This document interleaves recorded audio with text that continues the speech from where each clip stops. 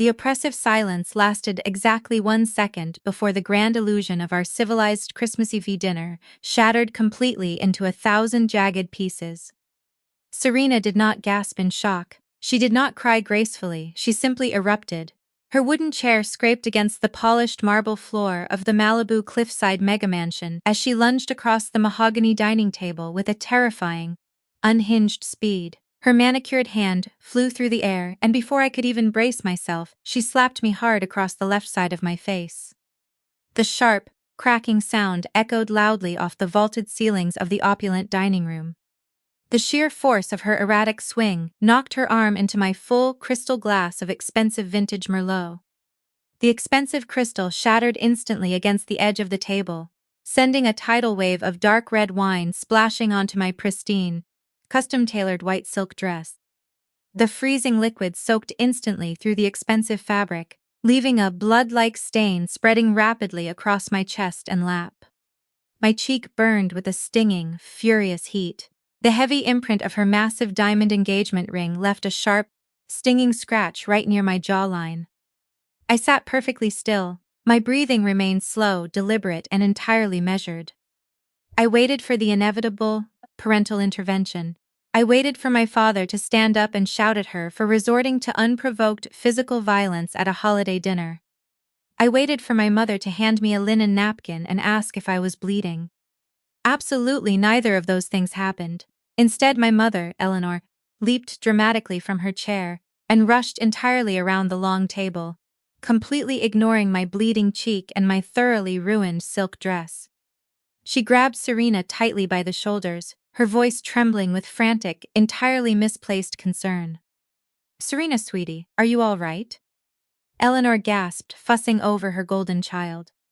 "Take deep breaths. Remember your blood pressure. Remember the baby. Did any of the broken crystal cut your hand? Did that awful red wine ruin your custom maternity gown?" Serena immediately clutched her slightly rounded stomach, performing a highly dramatic, breathless sob that thoroughly belonged on a daytime soap opera. She leaned heavily against Tristan, burying her face in his expensive, custom-tailored suit shoulder. "She is actively trying to destroy us, Mom," Serena wailed, pointing a shaking accusatory finger directly at me. "Vivian is fabricating these disgusting, jealous lies to ruin my marriage and stress out my unborn baby. I cannot believe my own sister would be this cold and evil." My father, Arthur, slammed his heavy fist down on the dining table, with enough aggressive force to rattle the expensive serving dishes. Arthur was a washed-up Hollywood producer who hadn't secured a profitable film deal in over a decade, but he still aggressively maintained the arrogant, domineering persona of a studio titan. His face turned a dark, angry purple with pure rage, a thick vein bulging visibly in his neck. He pointed a rigid, shaking finger directly at my face, stepping aggressively into my personal space. "You are a sick, twisted, bitter girl, Vivian," Arthur roared, his spit flying across the expensive holiday centerpiece. "I invited you into my home tonight out of pure, unadulterated pity. We threw you a lifeline today. A chance to be part of a real family on Christmas Eve. And this is exactly how you repay us. By presenting forged, fake documents at the dinner table to tear down a brilliant, successful man. You are nothing but a jealous spinster who cannot stand the sight of a genuinely happy marriage. Dad, the financial documents displayed on that tablet have official, verified SEC watermarks," I said, keeping my voice incredibly flat, refusing to let even a single ounce of my emotions bleed through my professional exterior. "I manage a massive distressed debt investment firm. I analyze corporate financial fraud for a living. I am actively trying to protect you from federal investigations before Tristan takes absolutely everything you own." "Shut your mouth," Arthur bellowed, cutting me off completely. "You are just furious because no wealthy man wants you. You look at your sister carrying a beautiful child, building a brilliant future with a highly successful tech CEO, and it eats you alive. You have spent your entire adult life trying to tear Serena down, just because you are fundamentally incapable of finding love or building a real family of your own."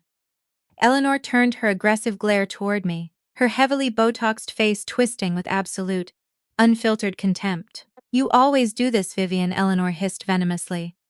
You always have to be the center of attention and completely ruin everything. When Serena had her beautiful $1 million wedding, you threw a tantrum about your depleted college fund and moved out. Now she is pregnant, and you are literally inventing complex financial crimes just to steal her spotlight. You are socially unfit for this family. Tristan stood up slowly, adjusting his suit jacket with a look of profound, perfectly manufactured disappointment. He played the victim with chilling, sociopathic perfection. Tristan was a slick, fast-talking tech bro who claimed to run a revolutionary AI medical startup. He possessed the exact kind of charming, empty charisma that easily fooled arrogant, desperate men like my father. Arthur, Eleanor, I am so deeply, profoundly sorry my corporate success has caused this kind of toxic, bitter jealousy in your home, Tristan said smoothly, shaking his head. Vivian, if you desperately needed financial help, you could have just asked me. You did not have to invent these ridiculous, paranoid conspiracy theories about my corporate accounts. My investors are some of the most highly respected venture capitalists in Silicon Valley. You are just a glorified debt collector. You simply do not understand high-level tech valuations or complex capital structures. I slowly wiped a thick drop of dark red wine from my chin, locking eyes directly with my fraudulent brother-in-law. Legitimate venture capitalists do not wire highly restricted seed funding directly to personal shell accounts in Geneva. Tristan, I said, my voice dropping to a dangerously quiet register. And they certainly do not use investor capital to pay off Serena's massive black card bills or your extensive underground gambling debts. Arthur slammed his fist down again, permanently silencing the room. The unhinged rage in his eyes was absolute. There was no father looking at a daughter in that moment. There was only a desperate, status-obsessed Hollywood has-been violently defending his fragile ego and his golden child. He marched to the front of the dining room and pointed a rigid finger toward the towering oak front door of the Malibu mega-mansion. Outside, a unseasonal Pacific storm was lashing rain against the panoramic floor-to-ceiling glass panes. You are a toxic, cold-hearted snake, Vivian. I will not allow you to poison this family for one more second, Arthur declared, his voice dripping with brutal finality. Get out of my house and never come back. Any normal daughter would have broken down entirely right there, in the dining room. Any normal child would have cried, pleaded her case, or screamed at the sheer, brutal injustice of being physically assaulted, emotionally gaslit, and aggressively banished while desperately trying to save her family from total financial ruin. But I was not a normal daughter anymore. They had killed that vulnerable, desperate version of me exactly 15 years ago. I stood up slowly, the soaked heavy silk of my dress clinging uncomfortably to my skin. I did not shed a single tear, I did not beg. I reached up and gently touched my stinging red cheek, feeling the slight, warm trace of blood where Serena's heavy ring had violently scratched me. Then I looked directly at my father, looked at Serena hiding cowardly behind her con artist husband. And I smiled. It was a chilling, dead-eyed smile that made the ambient temperature in the opulent dining room drop significantly.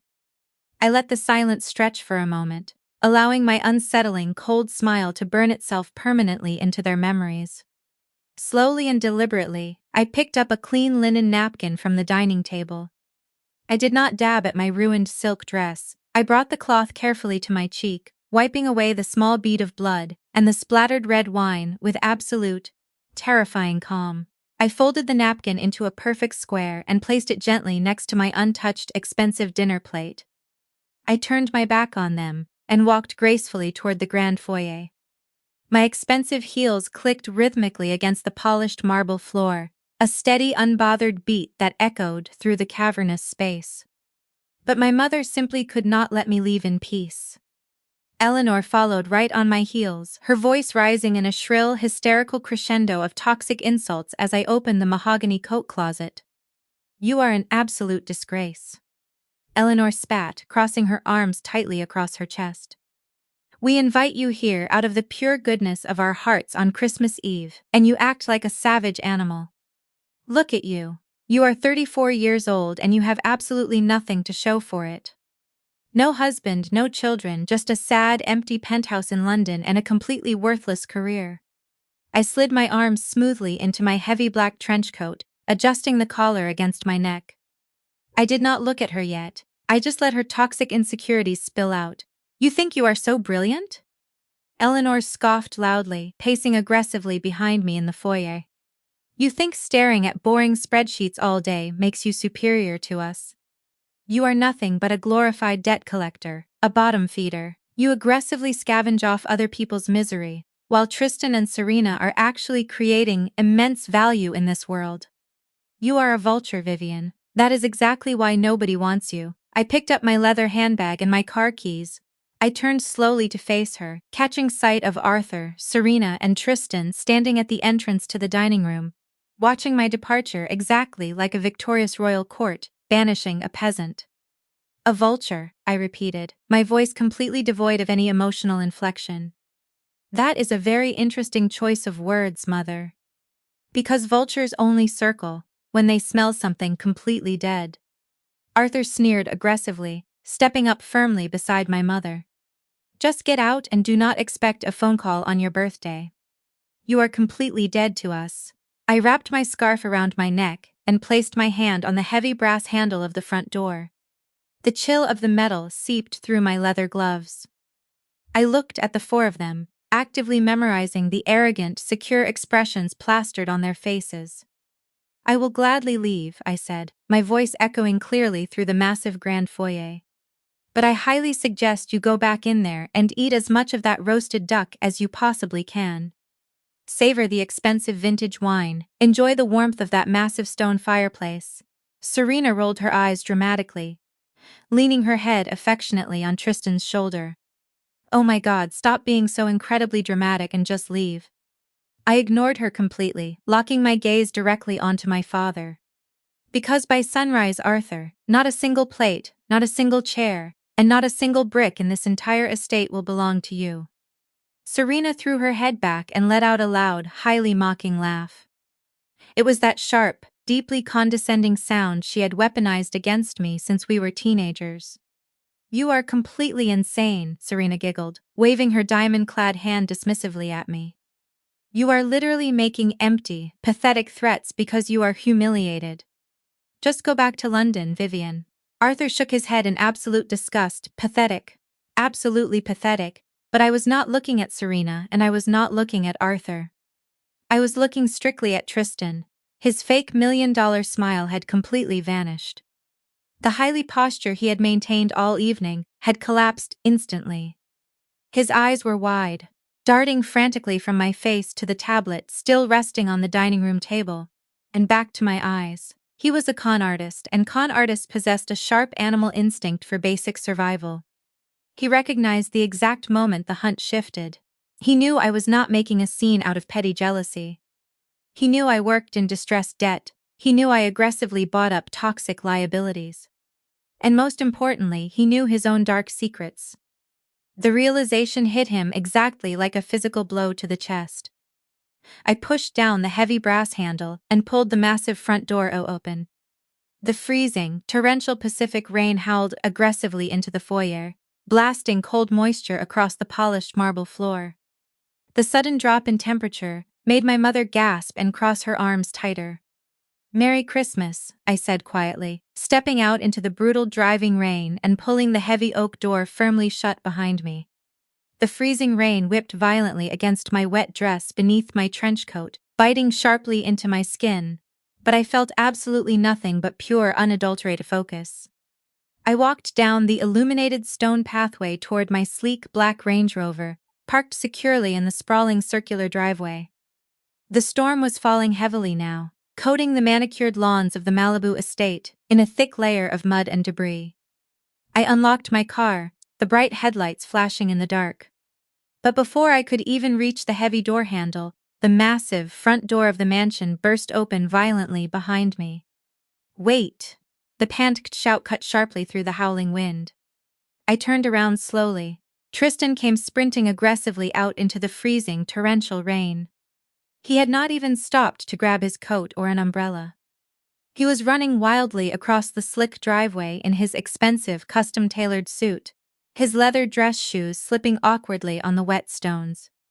The confident, visionary tech CEO was completely gone, replaced instantly by a desperate, utterly terrified man who had just realized floor beneath his feet was made of extremely thin glass, and I was holding the sledgehammer. I stood calmly by my car door, watching him scramble desperately toward me, knowing what was about to happen. Tristan closed the distance between us in seconds.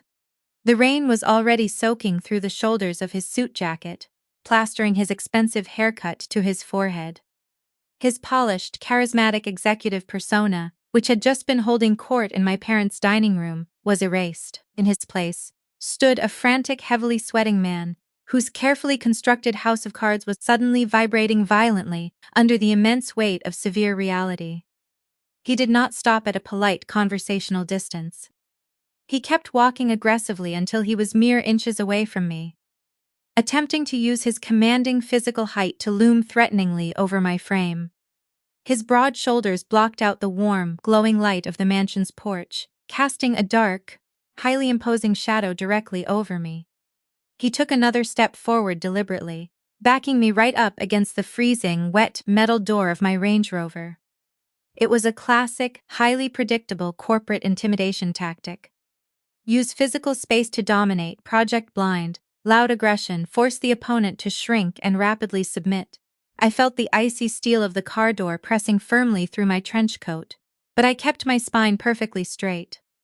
I did not shrink. I tilted my chin up slightly and met his furious, panicked gaze without a single micro-expression of fear. "Listen to me very carefully, Vivian," Tristan hissed, his voice dropping to a low, venomous, dangerous growl that my parents had absolutely never heard. The smooth, highly charming cadence he used to successfully woo my father was entirely absent. "I do not know what kind of sick, twisted game you think you are playing in there. I do not know what fake, fabricated spreadsheets you managed to scrape together to try and ruin my night. But you are going to walk away right now, and you are going to keep your damn mouth shut. Do you understand me? You are not going to say another word to Arthur, to Eleanor, or to anyone in my professional network." I remained perfectly silent, analyzing the erratic pulse beating rapidly at the base of his neck. My calculated silence only made him angrier. He slammed his hand flat against the wet window of my car, effectively trapping me between his arms. "I know powerful people, Vivian," Tristan threatened, leaning in closer, a cloud of expensive cologne and hot breath washing over my face. "I sit on corporate boards with venture capitalists who can crush your little debt collection career with one single phone call. I will drag your name through the mud in every financial circle in London and New York. I will tell them you are unstable, that you fabricate documents out of petty family jealousy. I will sue you for corporate espionage and defamation until you are living out of a cardboard box. If you try to sabotage my investors, I will personally guarantee that you never work in this industry again." When his loud threats completely failed to produce a single reaction, his eyes darted nervously around the dark, rain-swept driveway. The intense panic was starting to aggressively override his anger. He lowered his voice, shifting to a desperate, highly conspiratorial whisper. "Look, I can actively cut you in," Tristan offered, desperately trying to deploy his salesman charm. 10% of the Series B funding, pure liquid cash. Just walk away and let me securely close this bridge loan. You are a businesswoman, let us make a highly profitable deal." He expected fear, he expected me to apologize or at least attempt to negotiate his bribe. He fully expected the traditional dynamic, where aggressive men like him bullied and bought women like me into total submission. I reached up and calmly brushed a drop of rain from the lapel of his ruined suit. "CH7429981-400, I said. My voice was incredibly steady, quiet, and absolutely lethal. Tristan completely stopped breathing, the aggressive posture instantly drained from his body. His hands, which had been gripping the roof of my car, fell completely limp to his sides. "That is the exact routing and account number for the offshore shell corporation you registered in Geneva, Switzerland." I continued speaking slowly, so every single syllable could actively carve its way into his panicked brain. an account that currently holding precisely $8,422,000. I watched the color completely drain from his face. The rainy night air was freezing, but a fresh bead of sweat rolled heavily down his temple. He opened his mouth to speak, but only a dry, choking sound came out. You set up a fake vendor shell in Delaware, I explained, maintaining intense, unwavering eye contact. You invoiced your own AI startup for phantom cloud server infrastructure costs and funneled the seed capital straight into that offshore Swiss account. On October 12th, you wired $1 million. On November 3rd, you wired another $2 million. You used that stolen capital to buy my father's absolute affection. You used it to lease Serena's luxury cars. You used it to buy the complete illusion of success while actively funding your underground gambling debts. How? Tristan gasped, his voice trembling so violently he could barely form the single word. How do you know those specific numbers?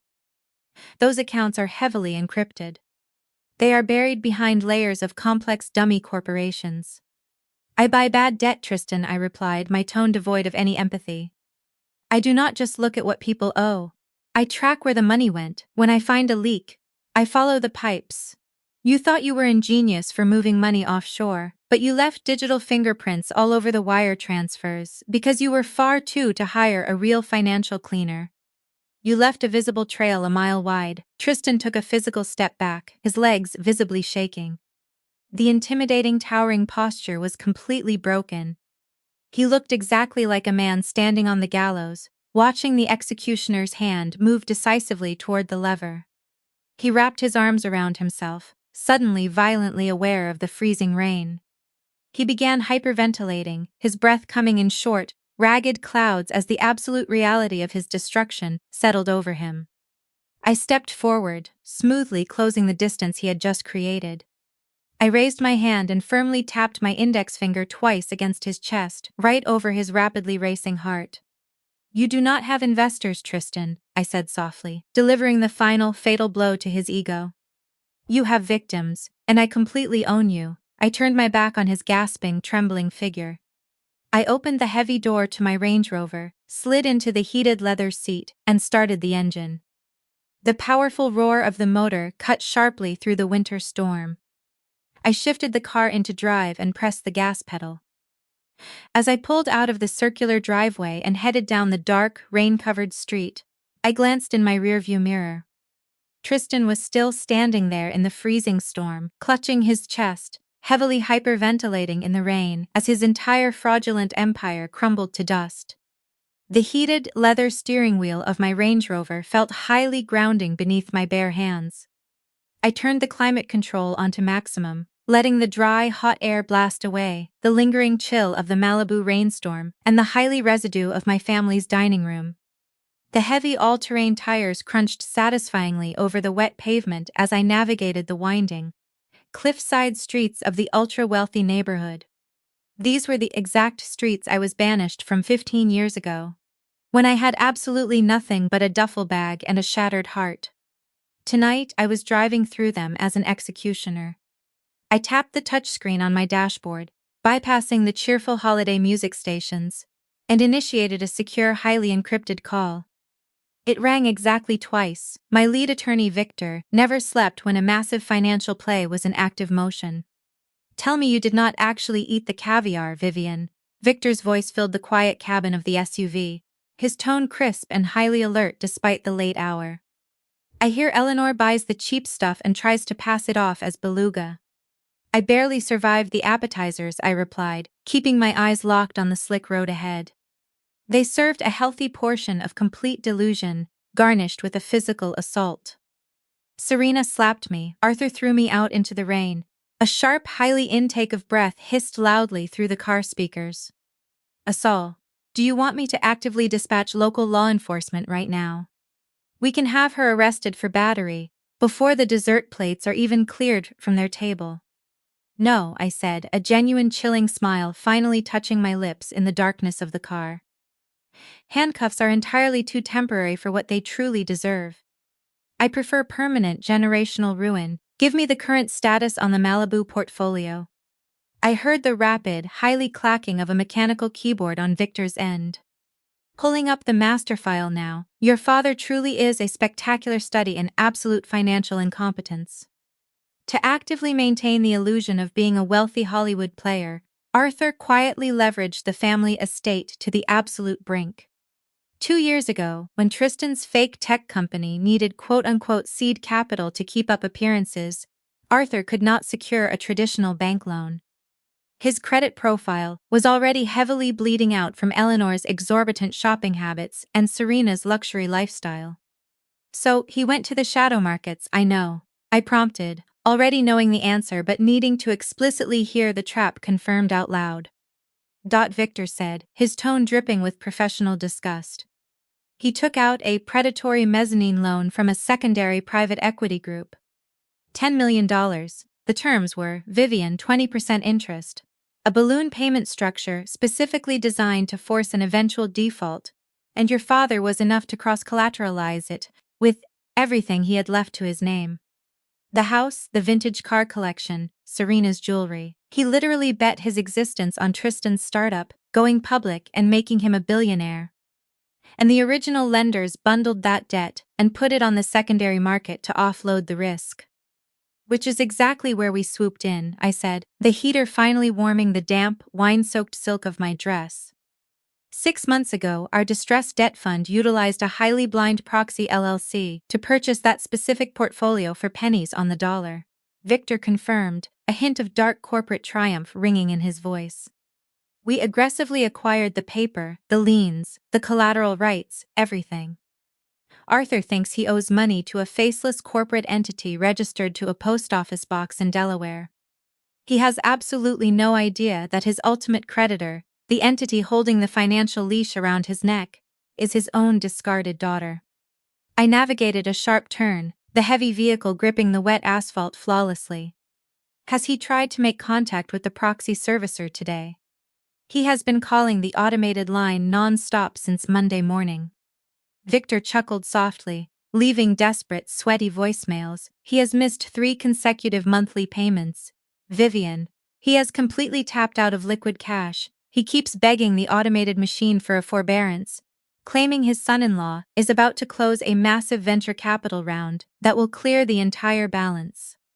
He genuinely thinks he can charm his way out of a legally binding default. There is no venture capital round, I said flatly, my voice stripped of all empathy. Tristan is currently experiencing a total psychological collapse in the rain outside the estate. The fake money is entirely gone. Arthur has absolutely nothing left to leverage. Then the trap is officially set, Victor stated, shifting back to strict, ruthless legal protocol. The demand notices were properly served to his registered P.O. box 30 days ago. We have strictly followed every single state and federal regulation regarding asset seizure to the letter. The paperwork is flawless, Vivian, there are no loopholes, we just need the clock to run out. I glanced down at the glowing digital clock on the center console of my dashboard. The bright white numbers stared back at me in the dark cabin. 11:45 p.m. Christmas Eve was in its final death throes. The frenzied, highly consumerist chaos of Christmas Day was looming just beyond the horizon. The final grace period for his 3rd missed payment, I said, my voice dropping to a near whisper as a heavy surge of adrenaline spiked aggressively through my veins. What is the exact expiration time? Midnight, Victor answered immediately, the sound of keyboard clicking stopping entirely. The contract specifically stipulates that the cure period expires at exactly 12:00 a.m. on Christmas Day. If the outstanding balance of $10 million is not wired into our holding account, by the time that clock strikes 12, the loan goes into automatic irreversible default. The acceleration clause kicks in instantly. All collateral becomes our immediate legal property. 15 minutes. In exactly 15 minutes, the massive estate where I was told I was useless, the dining room where I was brutally humiliated, the driveway where I was aggressively banished, would legally belong to me. My father had spent 34 years building a kingdom of arrogance, entitlement, and exclusivity. I was about to aggressively repossess it before he even finished digesting his holiday meal. Stand by, Victor, I said, my eyes fixed on the dark rain-swept road illuminated by my high beams. Have the asset seizure teams and the process servers fully ready on a secure line. Nobody sleeps tonight, standing by, Victor confirmed smoothly. It is your call, boss. I kept my foot steady on the accelerator. The dashboard clock clicked to 11:46 p.m. The countdown to their absolute destruction had officially begun. I navigated the wet, winding roads away from the sprawling Malibu estates, eventually pulling the Range Rover onto a secluded, highly scenic overlook. Below me, the Pacific Ocean churned like liquid obsidian, a dark, violent void separating the quiet, insulated wealth of the cliffs from the rest of reality. The city of Los Angeles glowed brightly against the dark winter sky in the distance, a sprawling monument to power and capital. That same skyline used to terrify me when I arrived there at 18, completely broke, shivering in a cheap coat, after my parents maliciously drained my college fund to pay for Serena's lifestyle. Back then I was a victim, now the city was my playground. I owned massive pieces of those steel and glass towers. I dictated the flow of capital that kept their lights on. And tonight I was using that immense power to completely obliterate the very people who thought they had buried me. Thick, rubber-banded stacks of emergency $100 bills hit the ice with thuds. Velvet jewelry boxes tumbled open, spilling diamond tennis bracelets, emerald necklaces, and Eleanor's treasured vintage pearl chokers into the mud. Half a dozen solid gold Rolex watches, the ones Arthur kept locked in his biometric wall safe, clattered harshly against the concrete. Serena had not just been trying to save her own designer maternity wear. The golden child, realizing the ship was sinking, had sprinted straight to her parents' private safe and cleared it out. She had tried to rob her own mother and father blind to fund her escape. Arthur and Eleanor, who had been shivering near the front porch under the watchful eyes of the federal agents, heard the clatter of gold hitting the pavement. They turned their heads, their eyes widening in fresh, absolute horror as they recognized their most prized possessions scattered in the mud at their daughter's feet. "My grandmother's necklace," Eleanor gasped, her voice trembling as she pointed a shaking finger at the pearls sinking into the gray slush. She looked at her favorite daughter as if staring at a stranger. "Serena, you broke into our safe. While your father was being evicted, you were stealing our last emergency funds."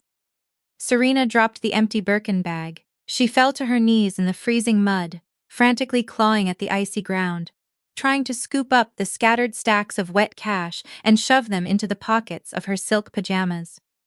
"It is my inheritance," Serena shrieked, her voice unhinged. "You promised me this money, Dad.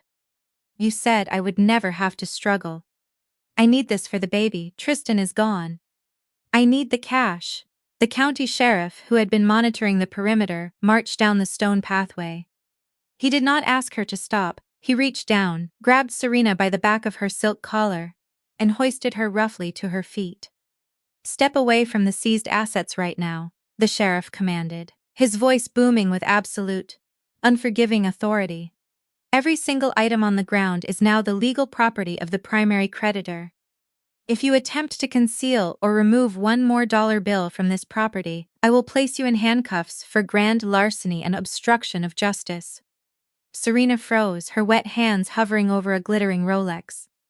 She looked up at the sheriff, then over at the federal agents who were currently shoving her husband into the back of a transport vehicle. The sheer terrifying reality of federal prison finally pierced her delusion. She slowly stood up, stepping back from the pile of looted wealth, sobbing uncontrollably into her freezing hands. Victor signaled to one of the process servers waiting near the porch. The young man walked forward carrying a standard cardboard box of duty black plastic construction trash bags. He snapped 3 of the large bags off the roll, the thick plastic rustling loudly in the quiet winter morning. Victor took the bags and walked up the stone steps. He handed one directly to Arthur, one to Eleanor, and threw the third one into the mud at Serena's feet. "You have exactly 5 minutes to re-enter the premises under armed escort," Victor announced, projecting his voice so the entire ruined family could hear their final terms. "You may gather essential non-luxury clothing. You may gather basic toiletries and required prescription medications. You are forbidden from packing electronics, designer accessories, jewelry, artwork, or financial documents. If you attempt to hide any high-value collateral in these bags, you will be arrested for theft. When your 5 minutes are up, you will walk out of those doors and you will never step foot on this property again." Eleanor stared at the cheap black plastic bag in her trembling hands. The woman who had spent 30 years organizing charity galas and bragging about her imported Italian luggage was now being ordered to pack her entire existence into a garbage bag. She looked at Arthur silently, begging him to fix it, to find a loophole to wake her up from this nightmare. Arthur did not look at her. He took his black trash bag, his shoulders slumping in total, irreversible defeat, and shuffled through the shattered doorway of his former mansion, flanked by an armed federal agent. The next 5 minutes were a masterclass in psychological devastation. Through the large bay windows, the neighbors watched as the wealthy, arrogant family scrambled frantically through their own home like common looters. They stuffed wool sweaters, socks, and basic winter coats into the black plastic. Serena wept hysterically as an agent forced her to leave her collection of designer shoes behind. Eleanor hyperventilated as she bypassed her walk-in closet of fur coats, grabbing only a pair of sweatpants and a winter parka. Exactly 5 minutes later, the sheriff ordered them out. They marched out onto the front porch. The contrast was staggering. Just yesterday they had stood on this very porch, radiating wealth, power, and untouchable arrogance. Now they stood shivering in the biting wind, their hair disheveled, their faces bruised and stained with tears, each clutching a single black garbage bag filled with cheap clothing. They looked exactly like what they were: bankrupt, evicted, and utterly ruined. I stood at the base of the stone steps, my camel hair coat perfectly pristine, sipping the last warm drop of my coffee. I watched them trudge down the icy path toward the street edge, stripped to the bone. They had no cars, they had no cash, they had absolutely nowhere to go. I stepped up onto the expansive stone porch of my newly acquired multi-million-dollar asset. I reached into my coat pocket and pulled out my smartphone. I opened the encrypted smart home application that my tech team had forcibly bypassed and seized from Arthur's server just moments ago. The custom oak front door stood wide open, the cold wind blowing through the grand foyer. The digital keypad mounted on the stone wall next to the door was flashing a steady, angry red, locked out of its original network. I tapped a sequence of commands into my phone. I initiated the master system override. A sharp electronic beep echoed across the porch. The digital keypad instantly stopped flashing red. It shifted to a bright, solid, vibrant green, signaling that the entire estate had just recalibrated to my exclusive master code. I looked over my shoulder. Arthur, Eleanor, and Serena were standing on the icy curb next to the street, clutching their garbage bags, watching me. Their faces were portraits of absolute agonizing despair.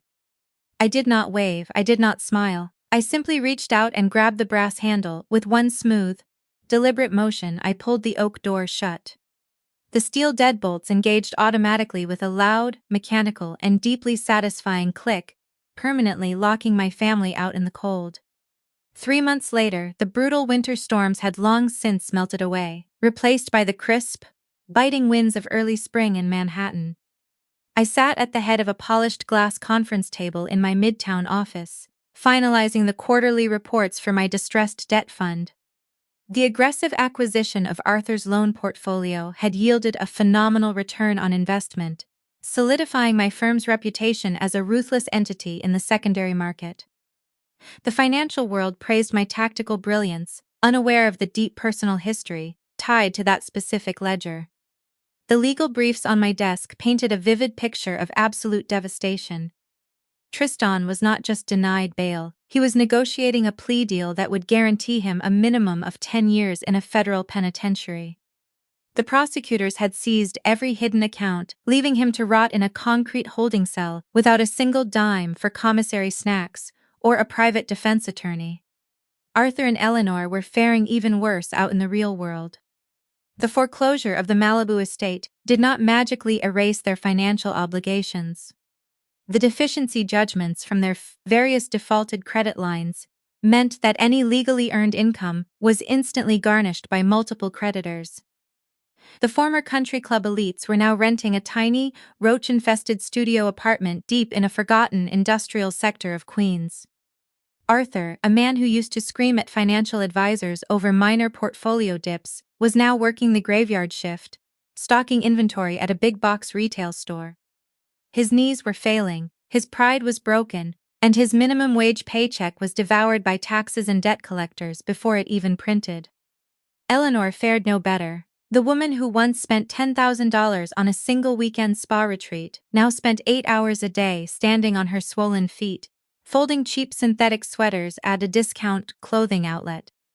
Her hands were calloused, her social circle had evaporated, and her former bridge club friends pretended they did not know her when they accidentally crossed paths. They had nothing left but their resentment and the miserable, cramped walls of their apartment.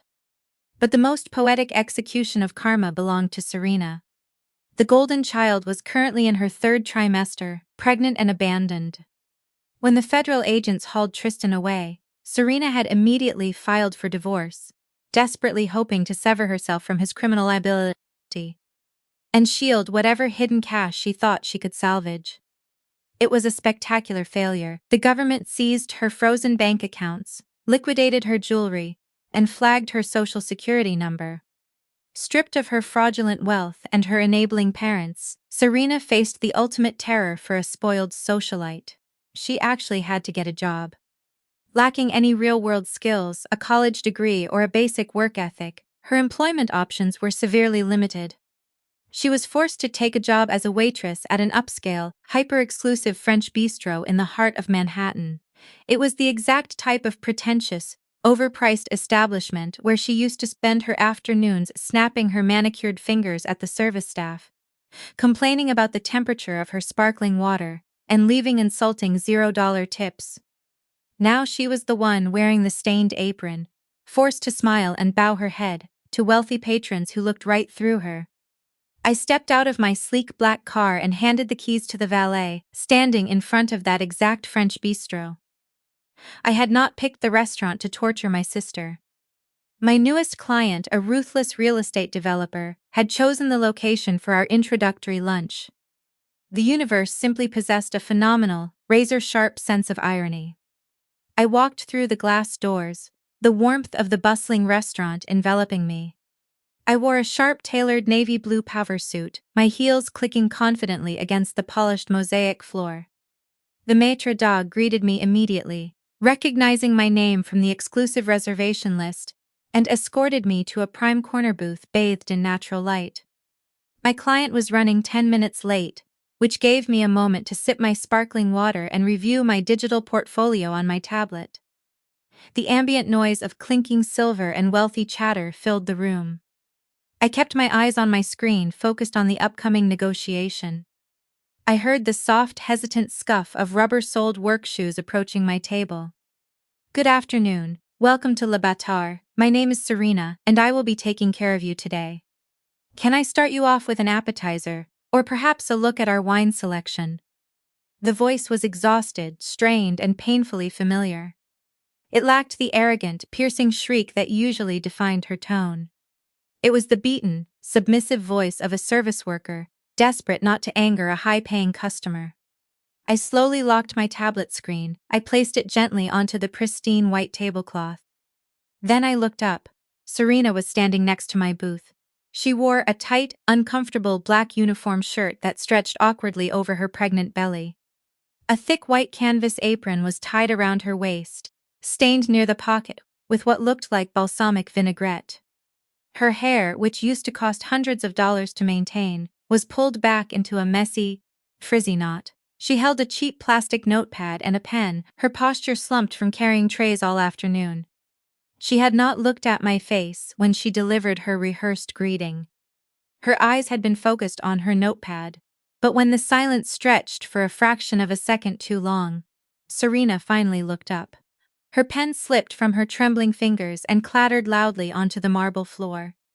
All the blood rushed out of her face, leaving her pale, her eyes widened in absolute, unadulterated horror. She stumbled backward, her rubber shoes squeaking against the tile, nearly crashing into a busboy carrying a tray of empty glasses. The realization hit her, with the crushing weight of a falling building. The wealthy, untouchable client she was assigned to serve, the woman she had to fetch bread and pour water for, was the sister she had slapped across the face and banished into the rain. I did not smile. I did not glare. I simply looked up at her with the polite, empty patience of a patron waiting for their table service to begin. Serena stood perfectly paralyzed, her chest heaving under her stained uniform, her eyes locked onto mine as if looking at a ghost. The busboy behind her cleared his throat loudly, annoyed by the sudden roadblock she had created in the narrow dining aisle. The sharp sound snapped Serena out of her trance. She quickly crouched down, her swollen belly making the movement incredibly awkward, and fumbled to pick up her dropped pen from the mosaic tile. When she stood back up, her face was burning with a deep, furious shade of humiliation. She opened her mouth, her jaw trembling, clearly struggling to find words. I did not give her the satisfaction of an emotional reunion. I did not acknowledge our shared blood. I treated her exactly the way she had treated every single service worker she had ever encountered during her 35 years of unearned privilege.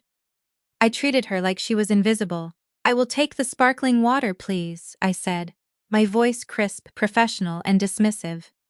"With a slice of lemon, and we will need a few more minutes with the appetizers." My associate is running slightly behind. Serena swallowed hard, her throat visibly bobbing. She wanted to scream. I could see the old entitled rage flashing behind her tired eyes. She wanted to throw the menu, storm out of the restaurant, and demand respect, but the harsh chains of her new reality anchored her firmly to the floor. She had rent due, she had a baby coming, she had no husband to bail her out and no father to fund her tantrums. She was trapped in the cold, unforgiving world she had mocked her entire life. "Right away, ma'am," Serena whispered, her voice defeated. She turned on her rubber-soled shoes and hurried toward the service station. My real estate client arrived a few minutes later, a sharp, aggressive developer looking to secure funding for a commercial project. We dove straight into the negotiations. For the next hour, Serena was forced to wait on us hand and foot. She had to approach the table with her head bowed, carefully pouring San Pellegrino into my crystal glass, her hands shaking so badly that the bottle clinked loudly against the rim. She had to stand silently while I confidently dissected a $50 million contract, listening as a powerful man deferred to my financial expertise. The ultimate torture for Serena was not that I was mocking her. It was my absolute chilling indifference. I did not make snide comments about her uniform. I did not accidentally spill wine on her apron to return the favor from Christmas Eve.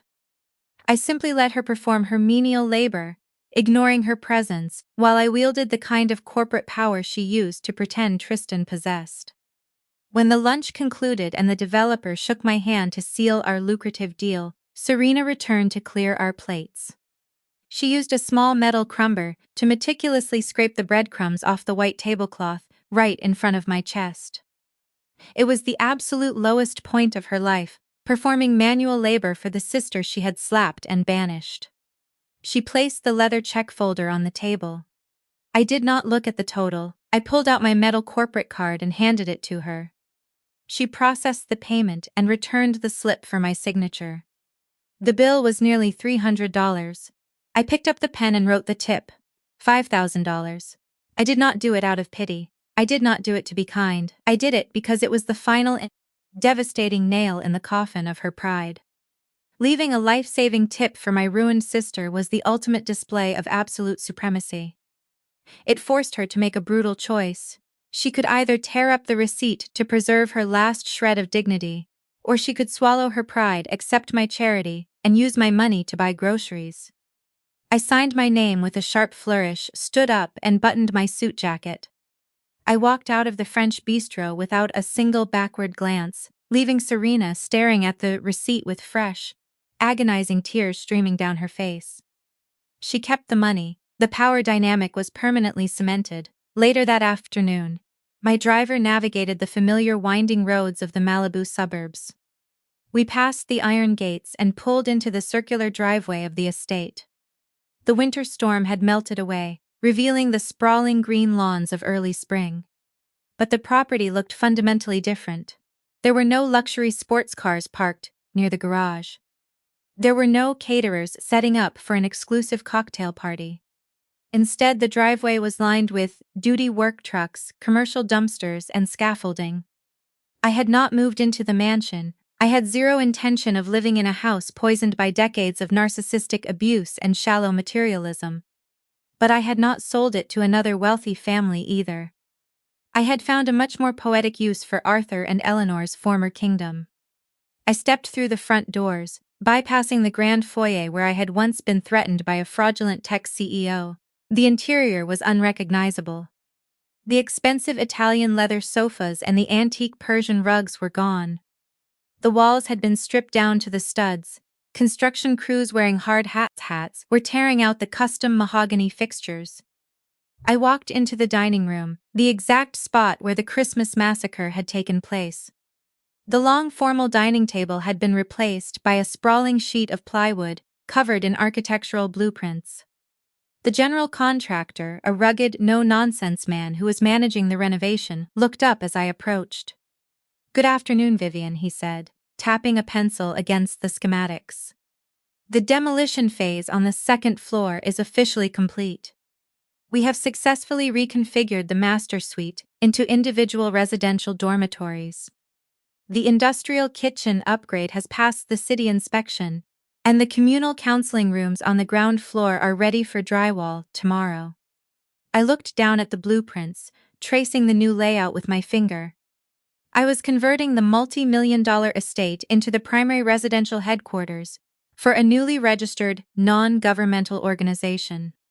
The foundation, fully funded by a portion of my investment firm's profits, was specifically designed to provide emergency housing, financial literacy training, and legal support for young women who had been financially abused, manipulated, or abandoned by their toxic families.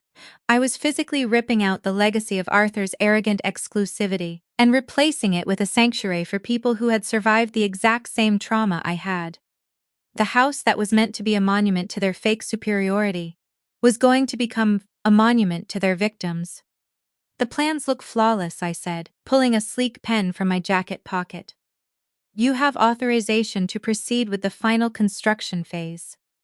Let us get this facility operational by autumn."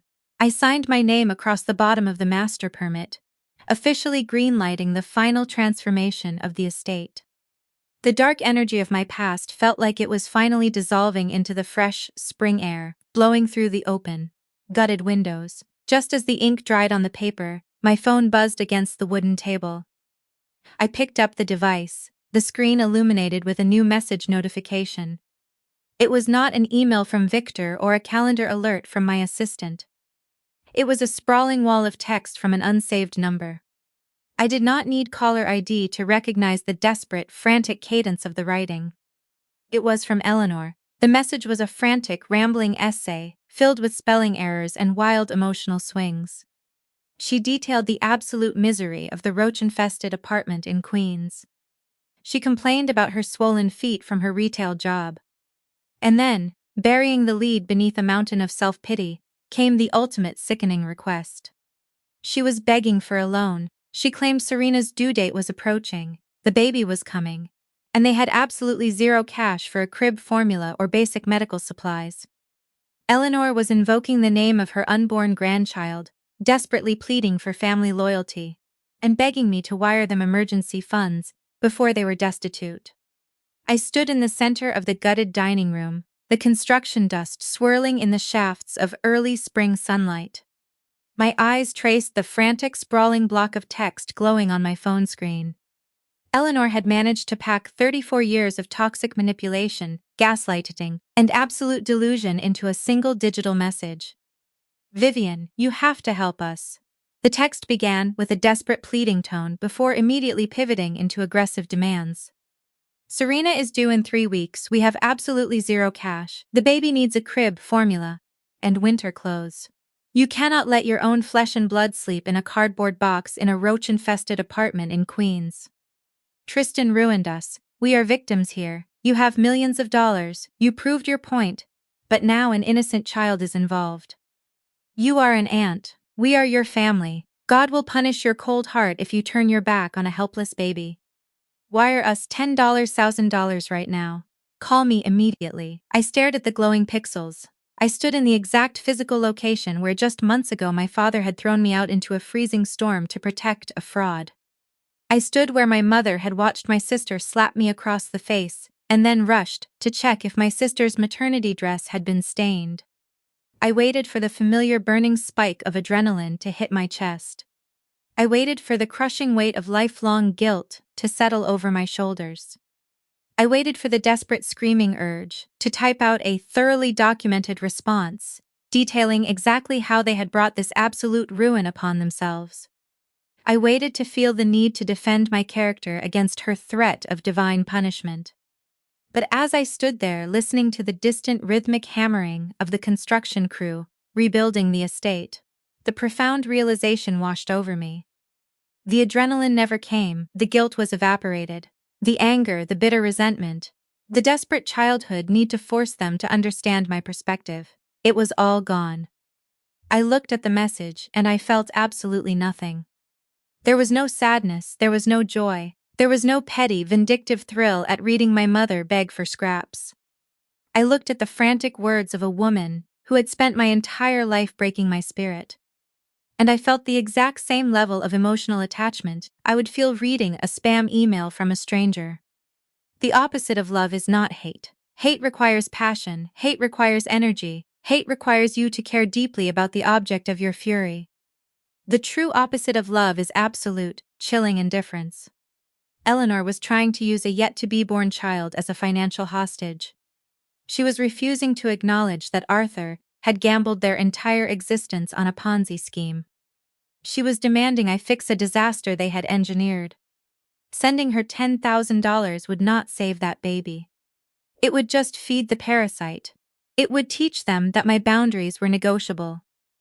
That if they cried loud enough and used enough religious guilt, the ATM would magically turn back on. I did not type a single letter in response. I did not send a witty, devastating comeback to remind her that she was currently living in the exact poverty she used to mock. They had already faced their legal and financial executions. My participation in their narrative was officially over. I tapped the small information icon at the top of the unsaved number. I scrolled down past the location data and the notification settings. I pressed my thumb against the bright red text at the very bottom of the screen. Block this caller. A confirmation window popped up, warning me that I would not receive phone calls, messages, or FaceTime from people on the block list. I did not hesitate, I tapped block, then I swiped left on the entire message thread and hit delete. The screen blinked, returning to my empty, pristine inbox. The digital umbilical cord was permanently, irreversibly severed. I slipped the phone back into the pocket of my tailored navy suit. I took a deep cleansing breath of the fresh air, blowing through the open, windowless frames of the mansion. Is the layout to your satisfaction, Vivian? The general contractor walked over, rolling up a set of large architectural blueprints. It is flawless, I said, offering him a firm handshake. Keep the teams moving. I want the sanctuary fully operational before the first snowfall. Send the final invoices directly to my corporate office. I turned my back on the gutted estate. I did not take a lingering, sentimental look at the property. It was no longer a monument to my childhood trauma or a trophy of my financial revenge. It was just wood, concrete, and drywall. It was simply another asset in my portfolio currently being repurposed for a better cause. I walked out the front doors, stepped into the back of my waiting town car, and told my driver to head straight back to Manhattan. The drive into the city was smooth and quiet. I watched the towering steel and glass skyscrapers rise up along the horizon, their sharp edges cutting through the bright blue spring sky. I arrived at my corporate headquarters, stepping into the private elevator that shot me up to the top floor of the financial high-rise. The polished glass doors of my firm slid open, the ambient hum of high-stakes finance filled the air. Analysts were tracking global markets, associates were reviewing distressed debt portfolios.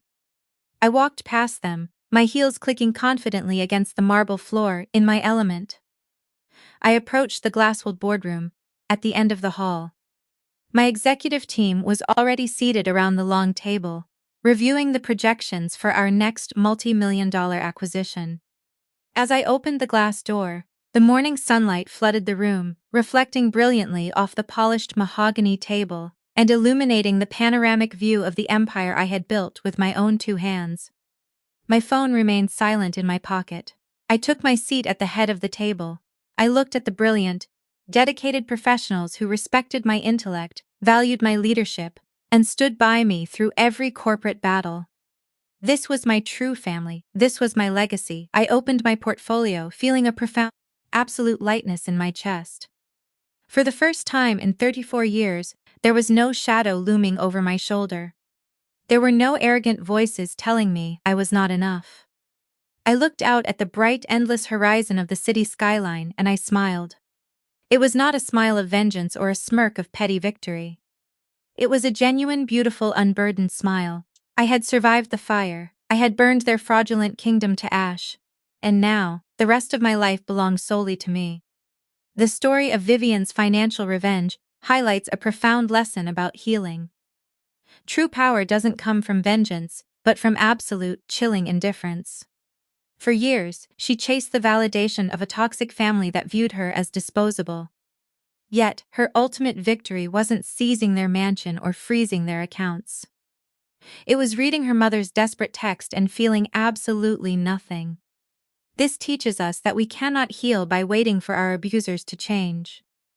Instead, we must reclaim our narrative and build our own success. If you've ever had to cut toxic ties to protect your peace, share your story and comment below.